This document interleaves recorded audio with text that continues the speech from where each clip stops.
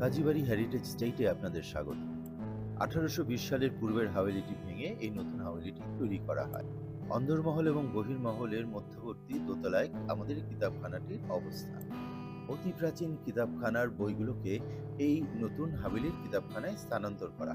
অতীতকালে এই কিতাবখানাটিতে প্রবেশের পরেই দেখা যেত বিশাল আকৃতির একটি গোলাকার টেবিল এবং তার উপরে একটি বিশাল বড় মোমবাতির ঝাড়, যেটি চেনের মাধ্যমে মোমবাতির ঝাড়টিকে নামিয়ে আবার মোমবাতিগুলো জ্বালিয়ে এটিকে উপরের দিকে আবার উঠিয়ে দেওয়া হতো।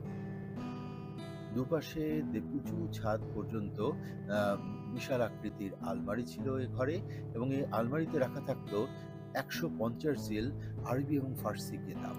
1916 সালের দলিলে দেখা যাচ্ছে যে কিতাবগুলোকে ওয়াফ করে যাওয়া হয়েছে। 1940-এর দশকে দুর্ভিক্ষের সময় কাজীবাড়ির বহির্মহলকে সরকারের কাছে ভাড়া দিয়ে দেওয়া হলে সমস্ত কিতাবখানার বই এবং সমস্ত ফার্নিচার এগুলো নিচে একটি টিনের ঘরে রাখা হয়, যা ধোলাই খালের বন্যার পানিতে নষ্ট হয়।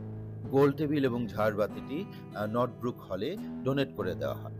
বর্তমানে কিতাবখানাটিতে 1950 পর্যন্ত অনেক পুরনো বই পাওয়া যায় এবং একটি 1859-এর বই রয়েছে। সেই পাখির পালকে লেখা সেই সুলতানি এবং মোগল আমলের বইগুলি সব নষ্ট হয়ে গেছে। যা হোক, কাজীবাড়িতে আপনাদের দাওয়াত থাকলো, আপনারা আসবেন, ঘুরে যাবেন।